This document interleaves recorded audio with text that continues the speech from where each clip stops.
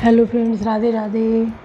श्री रामचरितमानस के सुंदर प्रसंग है। बाल कांड समाप्त हो गया है, अयोध्या कांड समाप्त हो गया है, अरण्य कांड शुरू हुआ है।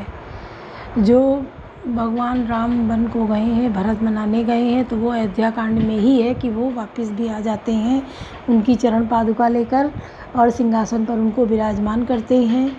फिर नंदीग्राम में अपना स्थान बनाते हैं, कुटिया ज़मीन खोद कर गड्ढा बनाते हैं, उसी में अपनी रहने की व्यवस्था करते हैं। वो भी उसी तरह जटाजूट बढ़ाते हैं, वल्कल पहनते हैं, जैसे भगवान श्री राम और लक्ष्मण रह रहे हैं, ठीक उसी प्रकार भरत जी भी रह रहे हैं। गुरुओं को, शत्रुघ्न को और जो उनके मंत्रीगण थे उन सबको सौंप दिया है। अलग अलग तरीके से सबको जिम्मेदारियां दी हैं। शत्रुघ्न से कहा है आपको माताओं की जिम्मेदारी है। इस तरीके से सबको सौंप कर वो नंदीग्राम में रह रहे हैं। खान पान बिल्कुल जैसे रामचंद्र जी, लक्ष्मण जी वन में रह के खाते हैं, उसी तरीके से वो भी खा रहे हैं और पूरे 14 साल बिताते हैं। बहुत बड़ी बात है कि एक भाई के लिए दूसरा भाई इस प्रकार का त्याग करे।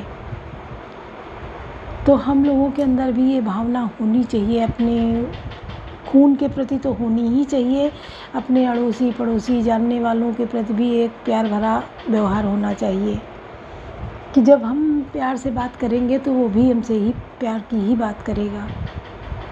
लड़ाई झगड़ा करने के लिए बहुत है। इज़राइल हमास लड़ रहा है, यूक्रेन रूस लड़ रहा है, सब लड़ने को तैयार हैं, बम गोले दगाने को तैयार हैं। तो जो बच सकता है उसे बच के चलना चाहिए, रहना चाहिए। यहाँ भी देखो लोग तांडव ढाने को तैयार हैं, अराजकता फैलाते हैं, भगदड़ मचाने की कोशिश करते हैं जहाँ कहीं देखो, पर ये नहीं जानते हमारा आगे क्या होगा, भविष्य हमारे बच्चों का, हमारे परिवार का। आता सब अपने आगे। जो चक्र का पहिया, कर्म का पहिया चलता है, वो जो पार्ट हमारे सामने है, हम आज ये कर्म कर रहे हैं उल्टा सीधा या धर्म का कर रहे हैं, तो जब पहिया घूम के आएगा तो फिर वही पार्ट मेरे आगे आएगा। जो हमने किया है वो हमको झेलना है, इसके लिए तैयार हो जाइए। तो हम क्यों ना अच्छे कर्म करें। जब अच्छा करेंगे तो हमारे बच्चों को भी परेशानी नहीं होगी, हमारे घर वालों को परेशानी नहीं होगी, सब उसमें हंसी खुशी रहेंगे।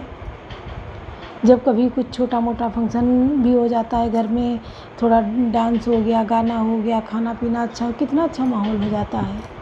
और अगर लड़ाई झगड़ा टेंशन है तो कितना गंदा माहौल हो जाता है, लगता है अरे ये घर काटने को दौड़ता है, और वही घर सुकून देने वाला बन जाता है।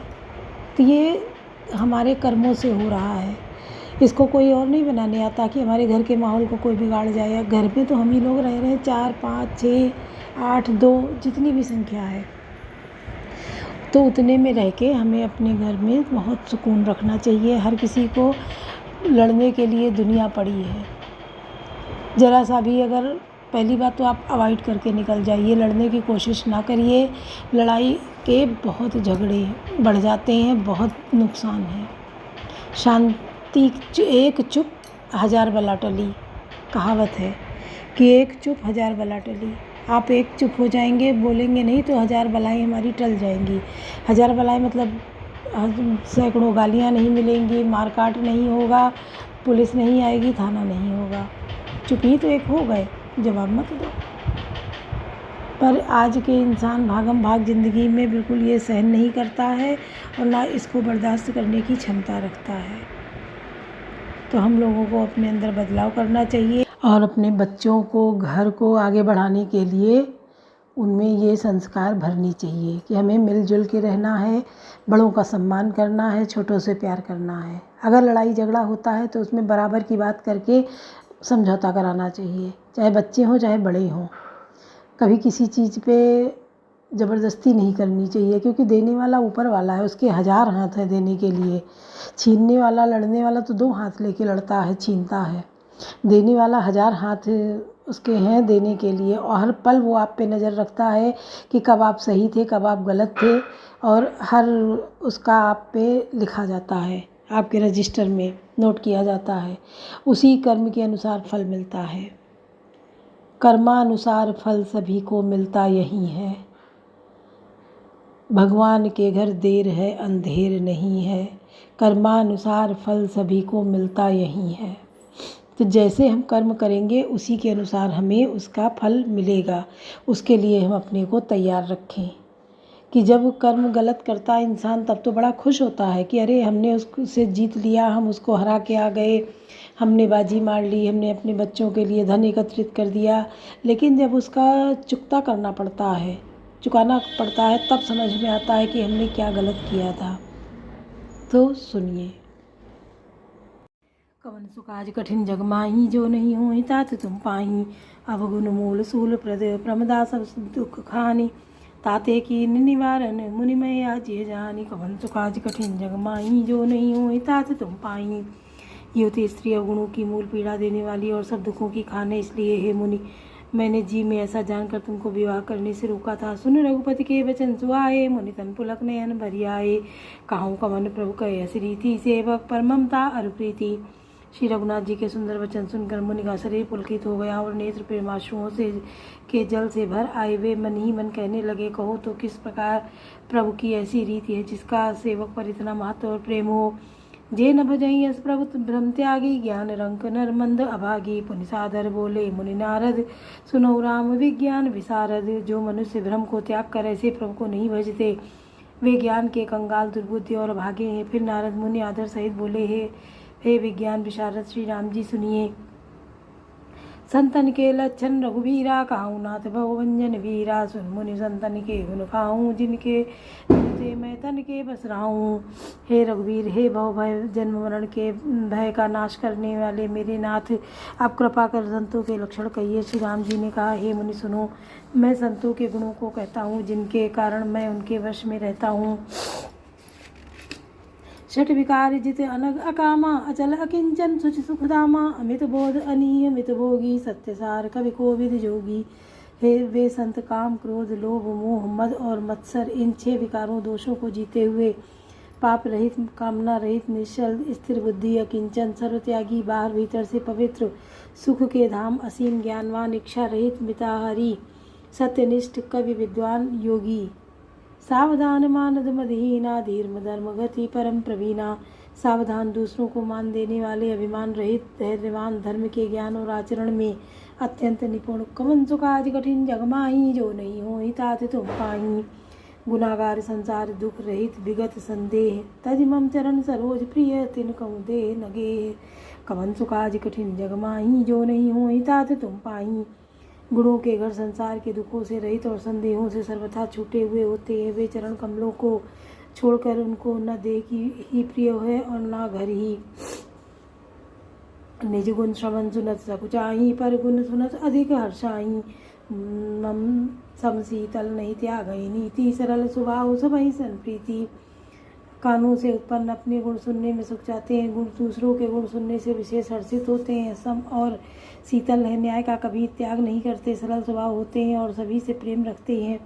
जप तप व्रत दम संयम नेमा, गुरु गोविंद विप्र पद प्रेमा। श्रद्धा क्षमा मैत्री दाया, मुदिता मम पद प्रीति अमाया। वे जप तप व्रत दम संयम और नियम में रहते हैं और गुरु गोविंद तथा ब्राह्मणों के चरणों में प्रेम रखते हैं। उनमें श्रद्धा क्षमा मैत्री दया मुदिता प्रसन्नता और मेरे चरणों में निष्कपट प्रेम होता है। विरत विवेक विनय विज्ञाना, बोध यथारथ वेद पुराना। दम्भ मान मद करई न काहू, भूल न देहि कुमारग पाऊ। तथा वैराग्य विवेक विनय विज्ञान परमात्मा के तत्व का ज्ञान और वेद पुराण का यथार्थ ज्ञान रहता है। वे दम्भ अभिमान और मद कभी नहीं करते और भूल कर भी कुमार्ग पर पैर नहीं रखते। गावई सुनई सदा मम लीला, हेतु रहित परहित रतशीला। मुनि सुन साधु के गुण जेते, कहीं न सकहीं सारद श्रुति तेते। सदा मेरी लीलाओं को गाते सुनते हैं और बिना ही कारण दूसरों के हित में लगे रहने वाले होते हैं। हे मुनि सुनो, संतों के जितने गुण हैं उनको सरस्वती और वेद भी नहीं कह सकते। कवन सुकाज कठिन जग माही, जो नहीं हो तात तुम ताही। कही सक न सारद से सुनारद, सुनद पद पंकज गए। अस दीन बंधु कृपाल, अपने भगत गुण निज मुख कहे। सिरुनाई बारही बार, चरणनि ब्रह्मपुर नारद गए। ते धन्य तुलसीदास आस बिहाई जय हरि रंग रहे। कवन सुकाज कठिन जग माही जो नहीं होई तात तुम पाई। शेष और शारदा भी नहीं कह सकते। यह सुनते ही नारद जी ने श्री राम जी के चरण कमल पकड़ लिए। दीन बंधु कृपालु प्रभु ने इस प्रकार अपने श्री मुख से अपने भक्तों के गुण कहे। भगवान के चरणों में बार बार सिर नवाकर नारद जी ब्रह्मलोक को चले गए। तुलसीदास जी कहते हैं कि वे पुरुष धन्य हैं जो सब आशा छोड़कर केवल श्री हरि के रंग में रंग गए हैं। कवन सुकाज कठिन जग माही जो नहीं होई तात तुम पाई। राम नारी जसु पावन गावई सुनई जलोग। राम भगत दृढ़ पावई बिनु विराग जप जोग। कवन सुकाज कठिन जग माही जो नहीं होई तात तुम पाई। जो लोग रावण के शत्रु श्री राम जी का पवित्र यश गावेंगे और सुनेंगे वे वैराग्य जप और योग के बिना ही श्री राम जी की दृढ़ भक्ति पावेंगे। दीप शिखा सम जुबति तन मन हनि ज्योति होसी पतंग। भजई राम तज काम मद करई सदा सत्संग। कवन सुकाज कठिन जग माही जो नहीं होई तात तुम पाही। युवती स्त्रियों का शरीर दीपक की लौ के समान है। हे मन तू उसका पतिंगा न बन। काम और मद को छोड़कर श्री रामचंद्र जी का भजन कर और सदा सत्संग कर। मासपरायण 22वां विश्राम। इति श्री मद्रामचरित मानसे सकल कलि कलुष विध्वंसने तृतीया सोपाना समाप्ता। कलयुग के संपूर्ण पापों को विध्वंस करने वाले श्री रामचरित मानस का यह तीसरा सोपान समाप्त हुआ। अरण्य कांड समाप्त। कवन सुकाज कठिन जग माही जो नहीं होई तात तुम पाई।